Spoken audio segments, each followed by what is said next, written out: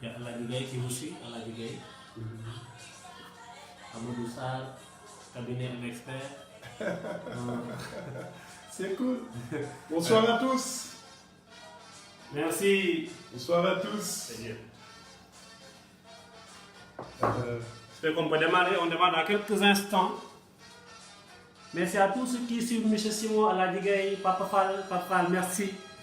Katida, Mamadou Laïsar, Adel Latouf, Ismaël Emma, vous êtes nombreux à suivre. Monsieur le maire. Ouais. Yeah. Ok. Bonsoir tout le monde. Et bonsoir Laï.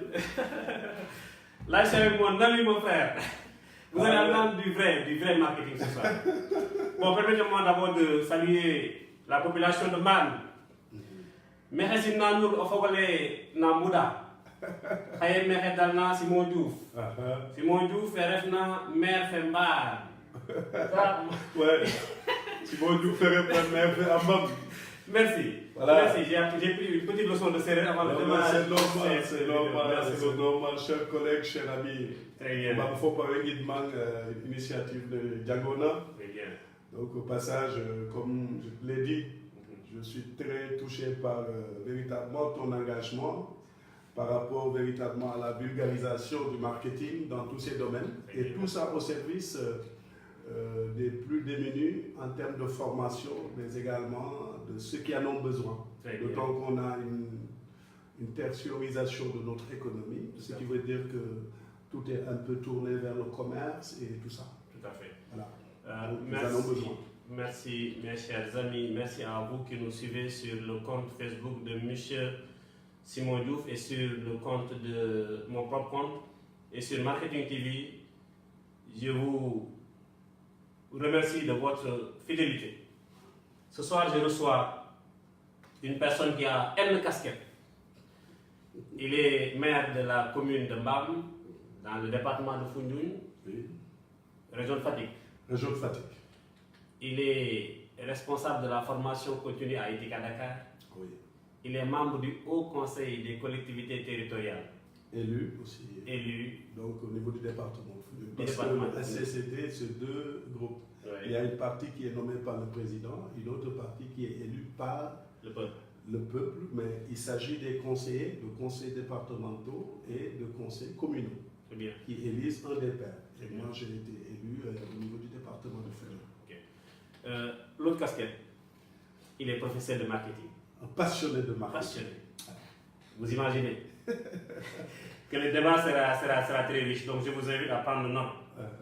On parlera d'abord du marketing classique, le marketing que nous connaissons. On va revenir un peu sur le produit, le prix, la distribution, la communication.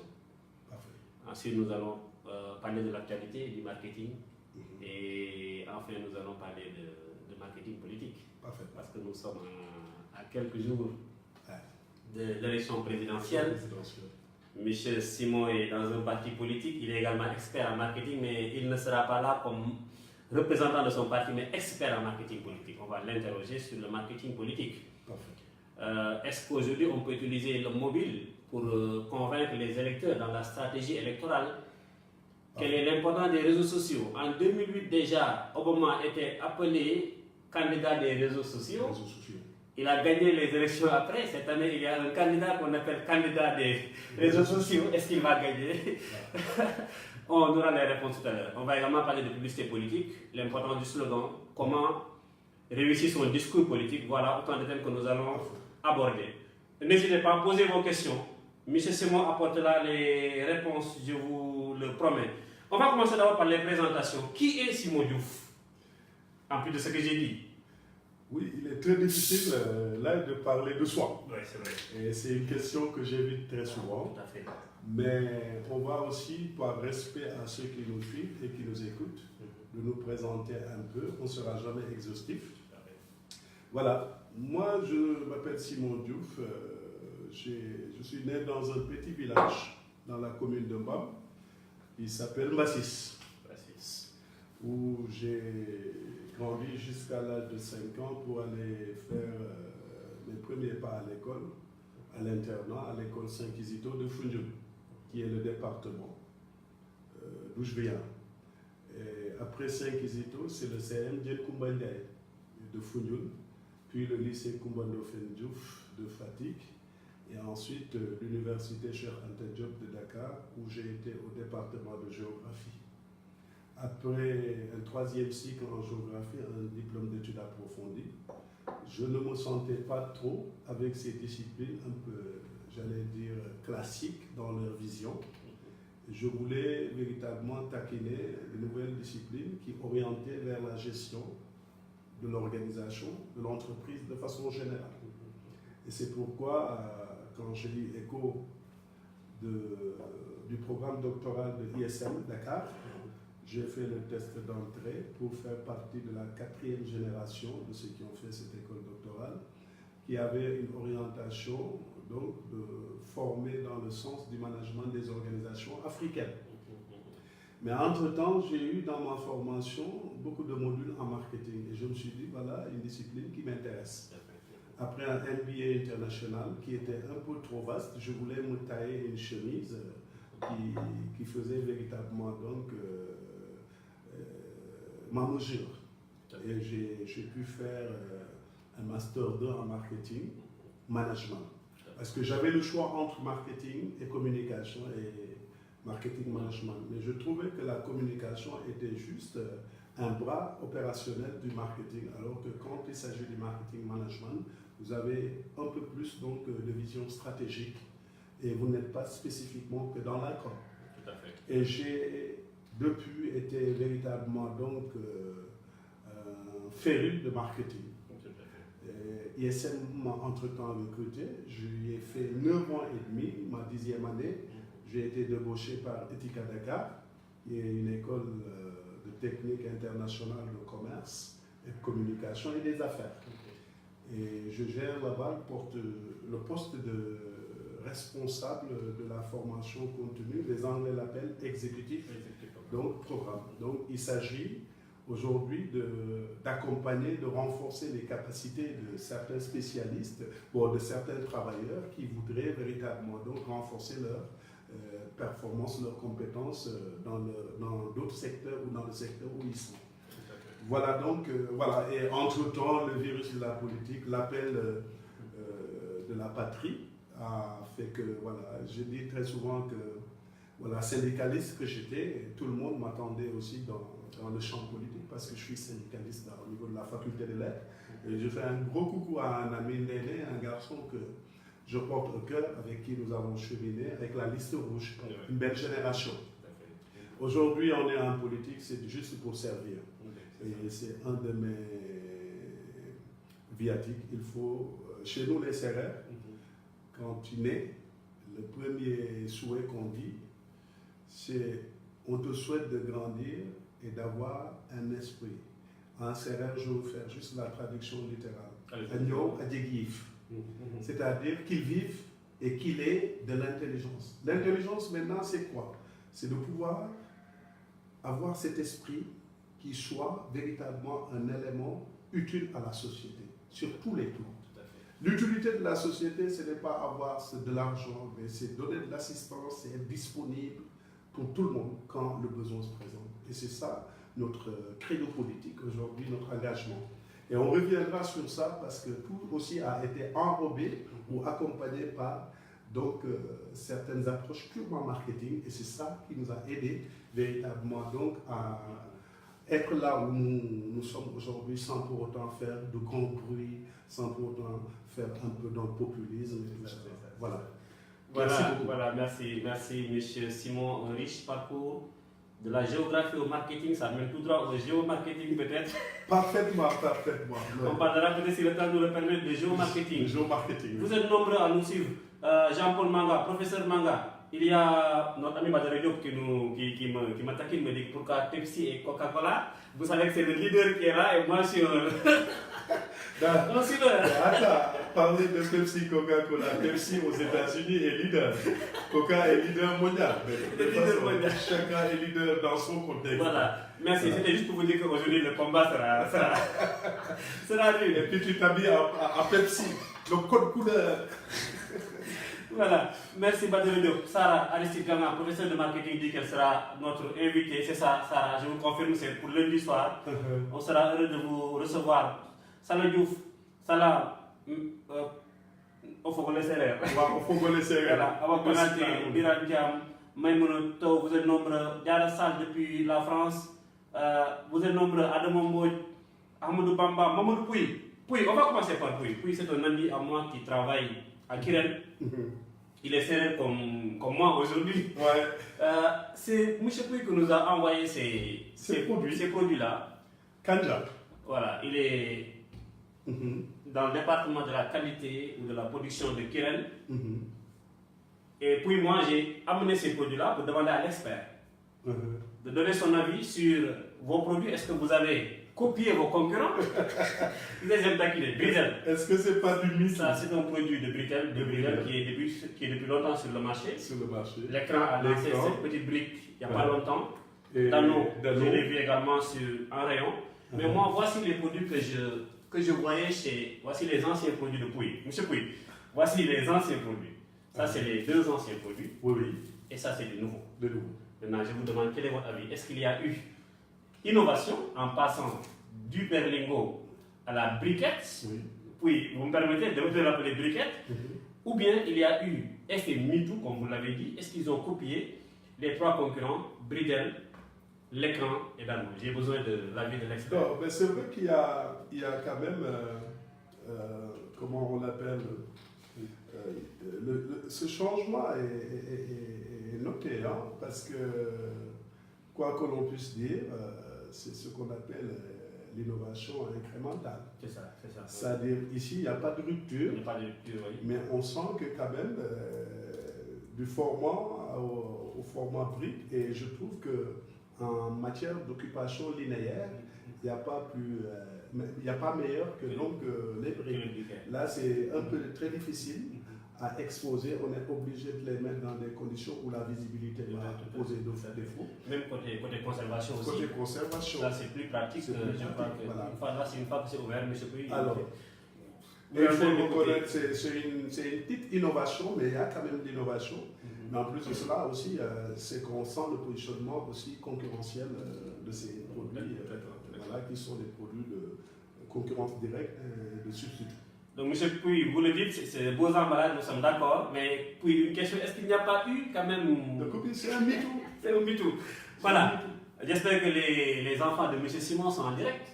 Oh, j'ai de tout petits garçons, ils doivent être déjà en train de chahuter avec leur maman. Voilà, donc là, c'est le cadeau. Mais avec plaisir. Donc, on va poser ça sur la petite table là, pour les enfants de M. Simon. M. Pouy, merci beaucoup. Voilà un petit commentaire introductif. C'est toujours pour également de parler de nos produits. Ici, c'est Marketing TV, c'est pas les télé où on interdit la publicité. Ici, la publicité est normale et gratuite. On ne peut pas faire du marketing sans parler de marque. Merci à tous ceux qui sont là. Monsieur Simon, on va revenir un peu sur le marketing mix. Est-ce que vous pouvez dire à tous ceux qui nous suivent, c'est quoi le mix marketing? Le mix marketing, je peux tout simplement dire que c'est rendre opérationnel une stratégie marketing qui a été donc élaborée en amont sur le terrain. Tout seulement pour être cohérent avec ses objectifs, son positionnement, avec les attentes de la cible et être cohérent entre les différentes variables. Autrement dit, c'est pour simplifier parce que je crois que notre cible est plurielle et que les niveaux ne sont pas les mêmes. Donc le mix marketing est articulé autour de 4 variables. Il y en a même qui iront plus loin. Et les variables essentielles, c'est le produit, c'est le prix, c'est la place et c'est la promotion que les Anglais appellent promotion, mais que nous, Français, nous appelons communication. Quand je dis que c'est rendre opérationnel ou mettre en action la stratégie, le mix marketing est la partie opérationnelle véritablement. Donc, même si on retrouve dans chacune des variables donc une stratégie. Mais cette stratégie est directement liée à la stratégie que nous avons déjà définie après un diagnostic interne, externe, en fonction maintenant donc de couple produit-marché que nous avons déjà mis en place et du positionnement de cette offre-là par rapport à la cible choisie et aux objectifs que nous avons fixés au préalable. Très bien. Vous avez parlé de 4 P. Moi, déjà, dans les ouvrages, je vois des fois 8 P, des fois 12 P. Qu'est-ce qu'il faut retenir? Quel est le nombre normal de P? Est-ce qu'on doit mettre les 4 P ou 8 P ou 12 P ou combien de P il y a? Je ne voudrais pas être classique non plus, je ne voudrais pas être dans des innovations puériles. Moi, je dis qu'un paramètre important, c'est le premier P. On ne peut pas faire un bon marketing avec un mauvais produit. C'est ça. Mais pour nous, quand on évoque le produit, au sens large, c'est beaucoup. Kotler nous dira tout simplement que le produit, c'est tout ce qui est offert sur le marché susceptible de satisfaire un besoin. Et que même il parlera d'un produit qui ne devrait pas être compris dans le sens tout simplement de bien, c'est-à-dire tangible, ou de service intangible. Il va au-delà.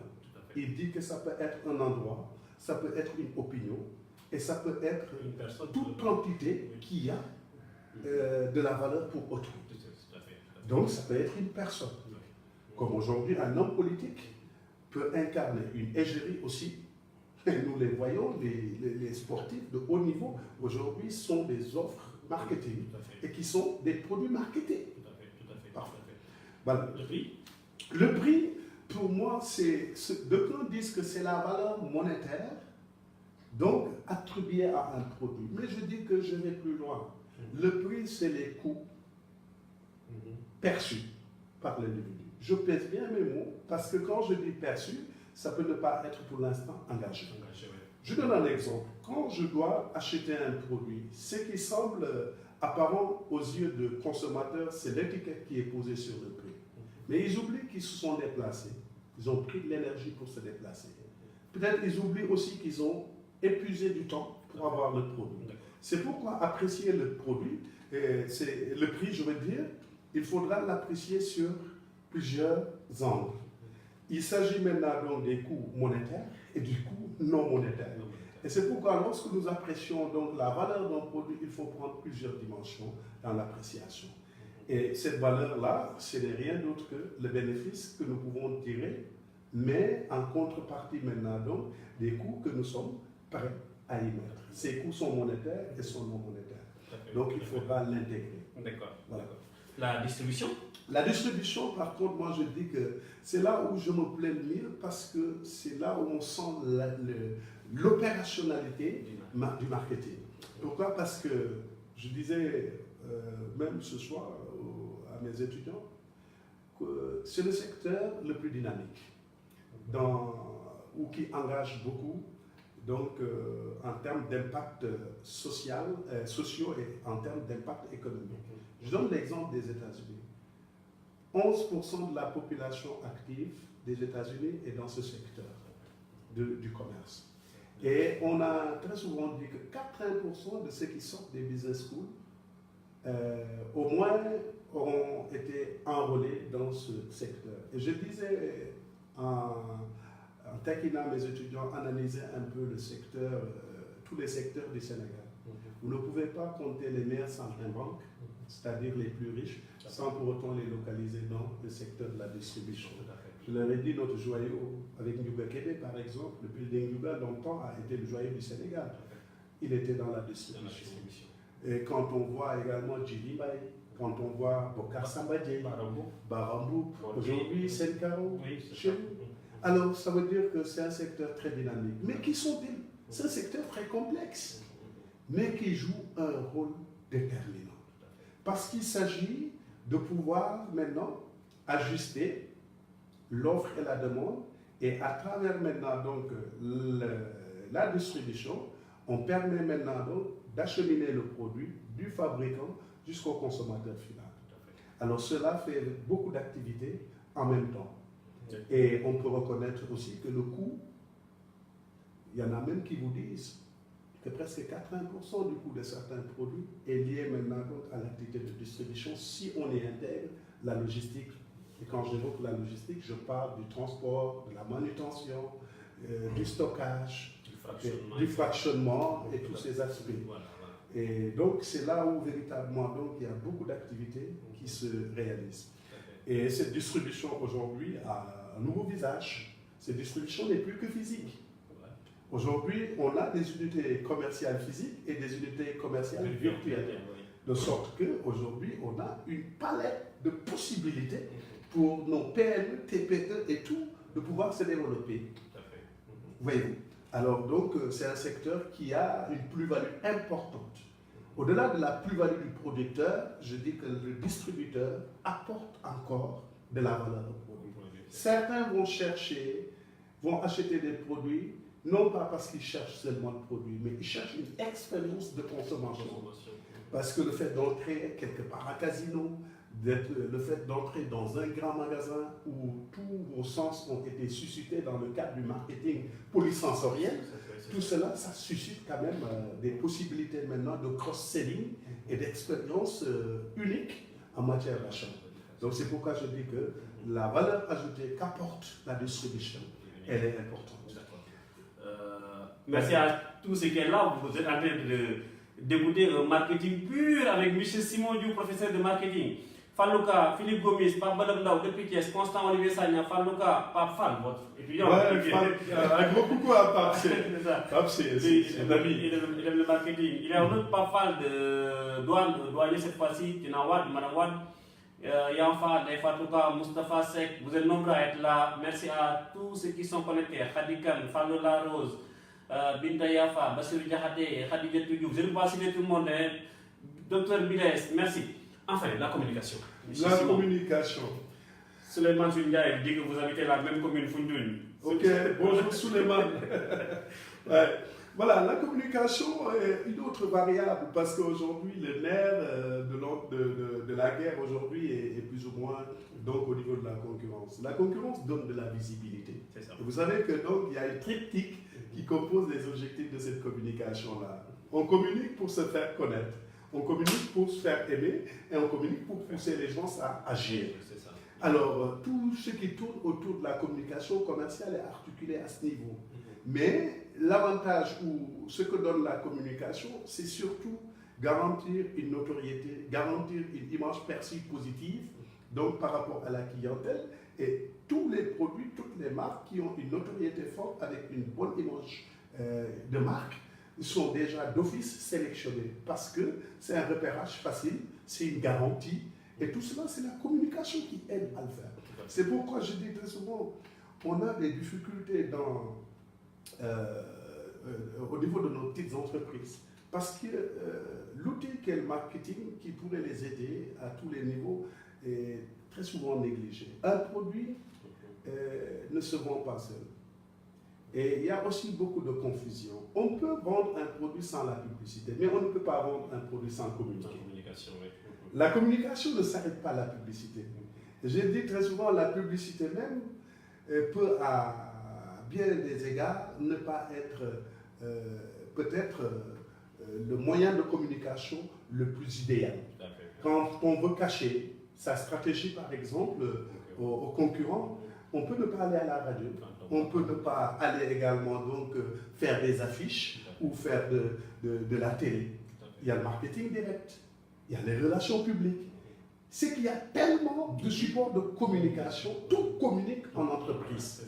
Il faudra maintenant savoir utiliser ça de façon articulée. Ce que les marketeurs appellent et les communicants appellent la communication multicanal intégrée. C'est ça. Voilà, merci à Abdul Karim Diakhompa, Mayan Diouf, Nabil Moussa, Philippe Gomis. Philippe est le responsable de l'USM, de l'ISM Éducation, il nous suit toujours. Mais Awa Kouate, Momo Ndiaye, Ramo Diouf, Lo, Falouka. Fallou dit qu'on parle de Wolof, Fallou, il y a des émissions 100% Wolof. Philippe. Voilà, on vient de parler de communication, on a dit tout communique. Monsieur Simon, on vient de boucler 4 lives sur la vente. Oui. Vous avez dit que tout communique. Quelle est l'importance de la tenue vestimentaire pour un vendeur? Ben, un vendeur, pour moi, c'est le premier contact. Très souvent, on ne connaît pas l'entreprise Coca-Cola et ses tenants, ses gérants. Mais on reconnaît peut-être une entreprise à travers son commercial. Et on les appelle plus commerciaux, on les appelle ambassadeurs ou représentants. Vous ne pouvez pas représenter quelqu'un en ayant véritablement donc une tenue qui ne puisse pas véritablement donc attirer ou qui vous permet d'être étiqueté. Et c'est pourquoi moi je dis, un commercial, c'est quelqu'un à tout prix qui rassure. Pour rassurer maintenant, il y a une conduite à prendre. Alors, c'est pourquoi quand je vois ce que je dis, je fais très souvent une petite comparaison. Vous partez à la banque, vous avez l'impression que tous ceux qui travaillent à la banque gagnent mieux que vous. Parce qu'ils sont corrects et vous croyez que ce sont ceux-là qui doivent pouvoir garder votre argent. Mais quelqu'un qui est mal fagoté, excusez-moi d'être un peu trivial, vous avez l'impression que le produit qu'il vous donne, il lui a transmis peut-être donc cette mauvaise image. Donc c'est pourquoi pour moi, un commercial, c'est quelqu'un qui doit être prêt à tous les niveaux du visuel, et c'est pas pour rien que pour même vendre certains produits, on va prendre des égéries. Parce que quand même l'esthétique, le beau attire. Et quand on attire, maintenant, il faut après... Le beau attire, je me rappelle de la célèbre phrase de Raymond Loewy, la laideur se vend mal. Oui, la laideur se vend mal. Voilà. Merci M. Diouf d'être avec nous. Je rappelle que M. Diouf est expert en marketing, c'est ma référence. C'est ma référence. Non. La référence est là. On va pas se jeter des fleurs, mais lui aussi, il faut le dire, c'est avec plaisir que je suis là, on partage beaucoup. C'est ça. Donc on va maintenant revenir un peu sur la prospection. La prospection, oui. La prospection. Qu'est-ce qu'un prospect? Qu'est-ce que prospecter? Très souvent, quand je l'évoque, je dis, mais oui, pour aider mes étudiants à comprendre, qu'est-ce qu'un prospectus? Me dit, c'est un petit papier que les gens vous transmettent et qui a très souvent une proposition, qu'elle vous agrée ou pas. Ouais. La prospection aussi est très importante en marketing. Prospecter, c'est quoi? C'est faire connaître son produit en faisant une proposition commerciale. Et nous avons aussi donc une qualification de vos cibles. Un prospect d'abord, c'est quelqu'un qui est susceptible d'utiliser votre produit, mais qui certainement ne l'utilise pas ou qui ne le connaît pas encore. On peut avoir des clients qui sont prospects pour un produit qu'ils n'ont pas encore utilisé. Mais le prospect maintenant, dès lors que on lui transmet, d'abord on parle de suspect, c'est celui qui est susceptible. Mais dès lors qu'il offre une proposition commerciale lui a été transmise, il devient un prospect. Et on peut qualifier maintenant ces prospects avec 3 niveaux. Le prospect chaud, le prospect tiède et le prospect froid. Très bien. Voilà. Merci, vous avez bien entendu. Il y a un petit détail qui ne m'a pas échappé. On peut être client de la quirène pétillante, mais prospect du lait. Donc pensez donc à prospecter même vos propres clients pour leur proposer de nouveaux produits, ce qu'on appelle la prospection de besoins. Donc, quelles sont les différentes stratégies de prospection? Quels sont les différents moyens qu'on peut utiliser pour prospecter? Est-ce qu'on a toujours besoin de se déplacer? Non, parce qu'aujourd'hui, il y a plusieurs facettes dans la prospection. Moi, j'ai eu la chance de faire de la prospection parce que ce qui m'a très vite aussi ravi dans le cadre du marketing, c'est que j'ai été commercial, on l'appelait CC, conseil commercial, à PCCI. D'accord. Donc, c'est depuis notre bureau qu'on avait donc une fiche donc, de suspects qu'on appelait pour leur faire des propositions, recueillir des informations, leur donner des informations par rapport à une offre et prendre rendez-vous au besoin pour que une négociation par rapport à un produit s'opère. Donc ça c'est une prospection téléphonique. Téléphonique. D'accord. Est-ce qu'il y a d'autres moyens de prospection? On peut prospecter en envoyant aussi un catalogue avec une offre commerciale. On peut faire aussi du street marketing, comme on le voit, les rouleurs au Sénégal qui s'agrippent sur ton véhicule et qui déposent quelque chose ou qui maintenant arrivés à certaines stations donc donnent beaucoup de feuilles. Ça, c'est une forme de prospection. Voilà. On peut faire aussi une prospection virale. C'est ça. Également on peut également utiliser Internet pour faire de la prospection. Magui, Ternogay, Fatou Garmisek depuis l'Espagne, Salut Gagne, Salut et Dangot, il nous suit toujours. Philippe Gomis, Moustapha Moundahasek, Cherbake, Yessem. Merci à vous qui êtes en ligne, merci à tout le monde, ils sont nombreux à être en ligne avec nous, à nous suivre. On vient de parler de prospection. M. Simon nous a dit qu'il existe plusieurs types de prospection, donc vous n'avez pas toujours besoin d'aller sur le terrain pour prospecter. Vous avez la possibilité de rester chez vous, de faire une prospection téléphonique. Au lieu de faire une prospection sauvage sans rendez-vous, vous pouvez utiliser la prospection électronique.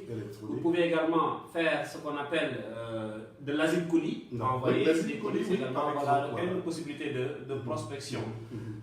Nous allons maintenant introduire les autres techniques de communication, les nouvelles formes de communication, la communication, le mobile et le digital, parlez-nous un peu du digital, il y aura un live 100% digital, vous pouvez improviser seulement. Oui, je ne sais pas si je suis dépassé ou cyrano, non pas réfractaire, hein, mais je sais que le digital passe tellement vite que très souvent, y parler, c'est qu'il faut le prendre, il faut en parler en mettant un peu de gants, parce que nous de la génération intermédiaire, même si nous sommes un peu de la génération Y, comme on dit, on est moins imprégné que la jeune génération. Mais il faut le dire, aujourd'hui, rien ne peut se faire sans digital. Rien ne peut se faire sans digital. Non. C'est un outil qui s'offre au marketing et qui ne change pas grand-chose si ce n'est l'appui qu'il vient donc donner au marketing traditionnel. Là où je devrais pouvoir passer uniquement par la radio, par la télé, si je veux une division virale, je peux passer maintenant donc par Internet. Et il ne faut pas confondre Internet et le mobile. Le mobile aussi, aujourd'hui, avec les short messages et tous ces éléments, sont des outils qui devraient permettre aux entreprises d'accélérer leur performance. Le digital est incontournable. Et le digital est partout, c'est ambiant. Vous êtes sur votre ordinateur, vous recevez, que vous le vouliez ou pas, beaucoup de pubs, beaucoup également de produits qui peuvent vous inciter à faire un geste. Sur votre mobile, effectivement. C'est pourquoi je dis que partout, maintenant, il faudrait maîtriser peut-être l'utilisation de tout cela. Parce que ce que je dis, le buzz, il est important. C'est un avantage lorsque véritablement on est sûr que c'est les autres qui ont fait une bonne pub de notre part. Mais le viral peut être contre nous parce que les gens peuvent analyser une situation et émettre également des commentaires sur nos offres, sur notre structure, et que cela maintenant donc arrive à une crise importante. C'est pourquoi je dis que c'est des outils qu'il faut prendre avec parcimonie, qu'il ne faudrait pas occulter, mais à les utiliser également, on devra être véritablement renforcé par un certain nombre donc de techniques et d'approches. D'accord. Je rappelle que nous sommes avec M. Simon Diouf, professeur de marketing, Pauline Gomis depuis les États-Unis, Ibrahim Diop, Rémi Bokandé, Ndiaye Ndiaye, Magui Bey, Baraï depuis Bissau, Magui Tiernogué depuis Thiès. Merci à vous qui êtes là. Monsieur Diouf, nous allons parler d'actualité, nous allons parler de marketing politique. Marketing politique. Là, je vous demande d'enlever la casquette de politicien. Oui, d'accord. Voilà, on va parler de marketing politique de façon neutre. Neutre, d'accord. Voilà. Ça va être difficile. Hein? Voilà, moi je vais d'abord commencer par vous interroger par rapport à la stratégie politique du président Macky Sall. Je vois que ces temps-ci, Macky absorbe tout ce qui tourne autour de lui, cette stratégie d'absorption, cette stratégie d'intégration horizontale, cette stratégie d'intégration verticale, appelez-la comme vous voulez. Est-ce que c'est normal? Alors, pour dire vrai, je défends le... Non, vous n'êtes pas politicien. non, je défends l'approche concurrentielle qui voudrait que, normalement, qu'on puisse l'intégrer en politique, c'est ce que je dis. Je m'abstiendrai de dire véritablement mes appartenances politiques pour l'instant, parce que ça n'est pas le cas. Et je trouve que la meilleure des stratégies, comme on le dit en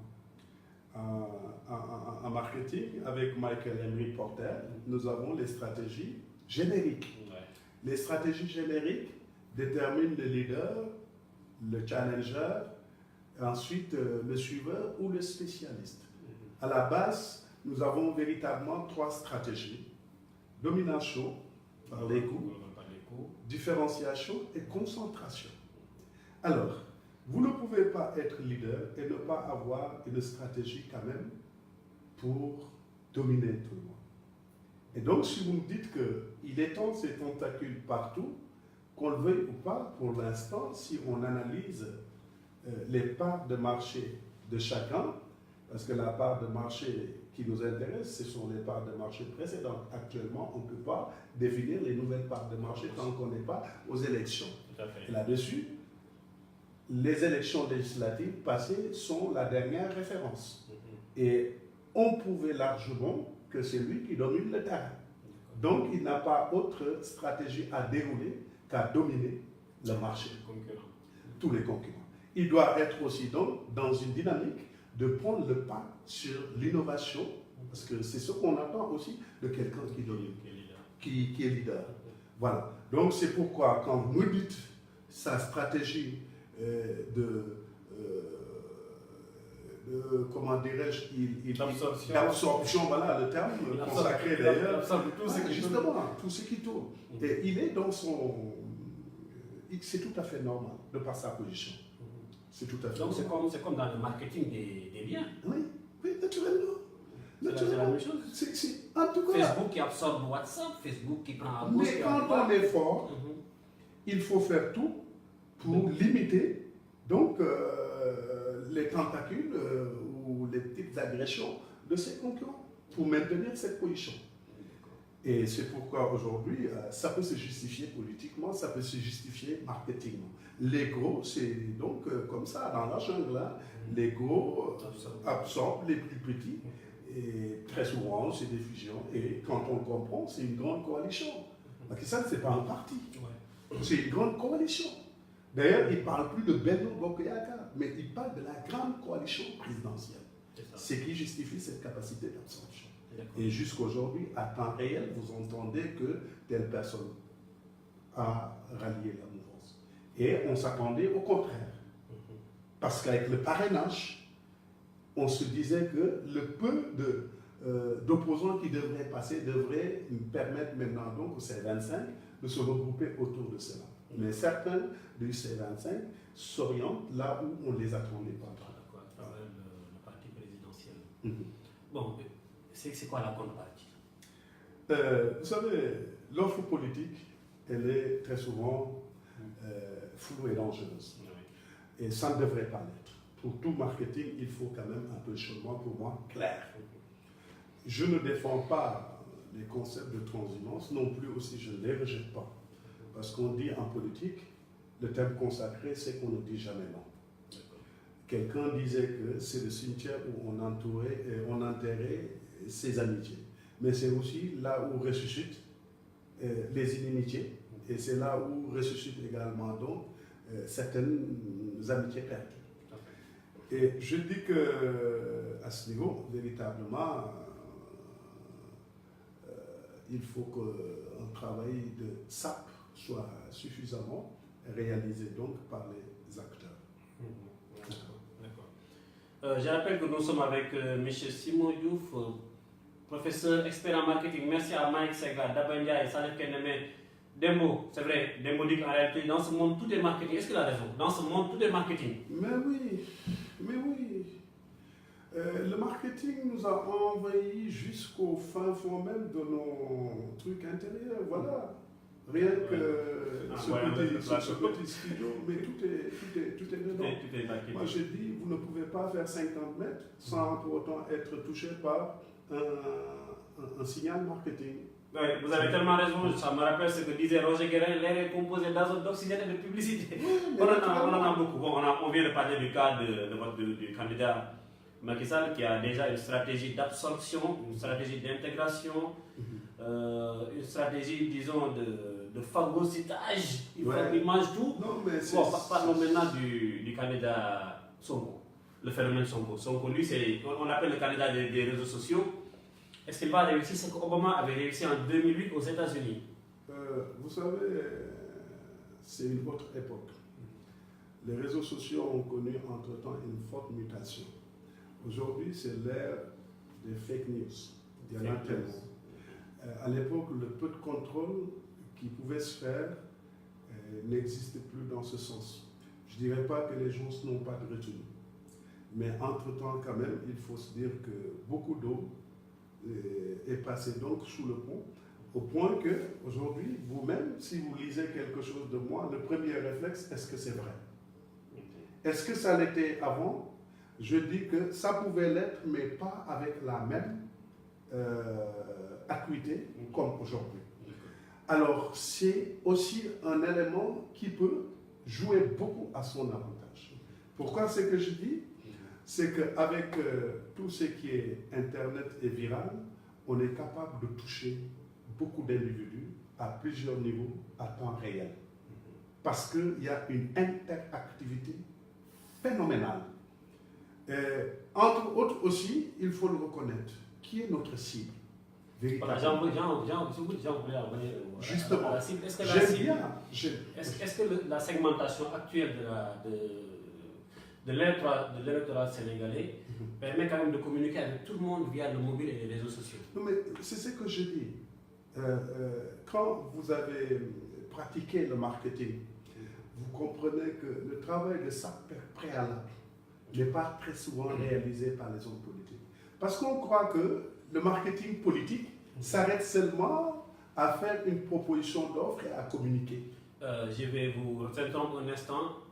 Il a dit que le travail préalable ne se fait pas. Ne se fait pas. Ça nous permet de revenir un peu, M. Simon, sur l'importance des sondages et des études politiques et des études comportementales. Naturellement, la démarche marketing est triptyque. Pour faire quoi que ce soit en marketing, il faut connaître son terrain, s'y adapter pour pouvoir y agir. Mais très souvent, vous voyez comment les gens entrent en politique. Ce n'est pas infraction qu'ils entrent en politique. On n'analyse pas trop. Et je vais vous dire un petit truc, je me donne un exemple par rapport à ça. On m'a tellement, pendant longtemps quand j'étais dans le syndicalisme, on me tirait vers la politique. Je leur disais très souvent que non, je ne suis pas encore prêt, je ne suis pas fait pour la politique. Mais avant d'y entrer, il y avait un préalable. Je devais connaître où était mon terrain. Qui sont-ils? Qui sont les véritables acteurs? J'ai désigné mon adversaire actuel avant même qu'il ne se présente à des élections. Je peux vous dire, il y a un cousin qui suit, Emmanuel, quand ils sont venus me voir, les étudiants, pour que je me présente, ils m'ont orienté vers ce gars pour qu'on le rencontre. Une rencontre n'a jamais eu lieu. Chaque fois qu'ils ont retenu d'aller le voir, je leur ai dit, c'est un adversaire. Donc c'est mon adversaire qui était surpris de notre adversité, mais moi je ne l'étais pas. Et c'est vous dire tout simplement qu'avant de s'engager en politique, avant de faire même un programme, il faut d'abord connaître sa cible. Connaître sa cible dans tous ses aspects, connaître également ses susceptibles concurrents, connaître l'environnement socio-culturel, voir aussi les dimensions économiques avec véritablement un bon pestel, avec des enquêtes, et après faire un bon diagnostic pour connaître vous, à votre niveau, quelles sont vos faiblesses, quels sont vos atouts, quelles sont les opportunités du moment, et ça vous aidera même du moment que la bipolarité du bloc capitaliste et du bloc social est déjà finie. Aujourd'hui, je suis désolé que les gens se réfléchissent ou s'inquiètent pourquoi des socialistes soient avec Macky Sall, pourquoi également des léninistes aujourd'hui dans le gouvernement. Non, ça c'est dépassé. Tout à fait. L'offre politique devrait partir d'une identification claire de besoins, de ceux qui doivent maintenant donc être satisfaits et de soit ceux à qui notre proposition politique est destinée. C'est pourquoi je dis la première étape, elle est importante en toute chose. Connaître son marché. Connaître son marché, c'est connaître d'abord tes futurs clients, c'est connaître qui doivent être ses concurrents, c'est connaître également quels sont les leaders d'opinion, c'est connaître véritablement tout l'environnement. Et je dis bien, puisqu'il s'agit de la politique, de la sociologie politique du Sénégal. Parce que cette sociologie politique change, ça intègre des gens en marketing culturel. Rien que dans ma commune, les différents villages ont une particularité. Différente, alors que nous sommes dans un même système, dans une même ethnie, dans une même commune, dont les contours ne dépassent pas de l'est à l'ouest 30 km. Est-ce que les hommes politiques prennent le temps de faire cette étude? Non. Et je suis désolé, c'est pourquoi je te dis, on croit que comme à l'époque, qu'aucun produit n'est bon. Le seul produit qui est bon, c'est celui-là qui est accompagné avec une promotion, avec une cible également malléable et corvéable à souhait. Alors que c'est tout à fait le contraire. Aujourd'hui, l'électorat du temps du PS a totalement changé. Il y a une maturité, il y a de nouvelles donnes. Cet électorat de plus en plus formé, cet électorat de plus en plus informé, cet électorat de plus en plus orientées vers de nouvelles aspirations qui n'existaient pas, devraient maintenant donc être prises dans une dimension. Savoir quels sont leurs besoins, quelles sont également leurs motivations, mais quels peuvent être aussi leurs freins. Au vote. Au vote. Ouais. C'est important. Tout à fait. C'est important. Mamadou Sarr Gueye RTS Rokhaya Gassama Taïbou Diatta. Taïbou est professeur de coaching Salif Soumana. Donc, les responsables politiques, les hommes politiques doivent faire des études avant de s'engager dans la politique. Parmi les études, nous avons les focus group, les sondages, les enquêtes répétitives. Un sondage. C'est interdit au Sénégal de publier les résultats des sondages, mais cette année, on a publié qu'une fois les sondages, et les sondages disent que Magui va gagner au premier tour avec un taux de combien? 61%. C'est possible ça, vous voyez? Bon, écoutez, moi je dis que je ne donne pas toujours raison aux chiffres. Moi, je préfère que les chiffres viennent juste conforter certaines hypothèses pour pouvoir me prononcer. Mais je ne saurais être surpris parce que quand même, on n'est pas au Sénégal dans un twin state comme ça se passe aux États-Unis. Il y a des logiques qui sont là. Et je vais vous dire un peu sur la sociologie du Sénégalais, un peu en politique. Vous savez, les gens, quand ils te portent au pouvoir, ils ne te supportent pas. Ils attendent de toi. Quand tu veux aller au pouvoir et que tu les appelles, ils doivent être rassurés que véritablement, une fois au sommet, tu pourras également faire le retour de l'ascenseur. Et c'est ça qui rend les choses difficiles. On ne te suit plus par conviction. J'avoue que le Sénégalais, quand il te porte à une position, vous le supportez après. Ça c'est sûr.